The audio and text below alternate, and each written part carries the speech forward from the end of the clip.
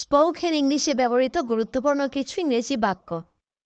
I am tall, আমি লম্বা। I am fat, আমি মোটা। I am lazy, আমি অলস। I am sick, আমি অসুস্থ। I am able, আমি সক্ষম। I am thin, আমি চিকন। I am weak, আমি দুর্বল। I am short, আমি খাটো। I am ready, আমি প্রস্তুত। I am scared, আমি ভীত। I am sure, আমি নিশ্চিত। I am hungry, আমি ক্ষুধার্ত। I am nervous, আমি উদ্বিগ্ন। I am cheerful, আমি প্রফুল্ল। I am strong, আমি শক্তিশালী।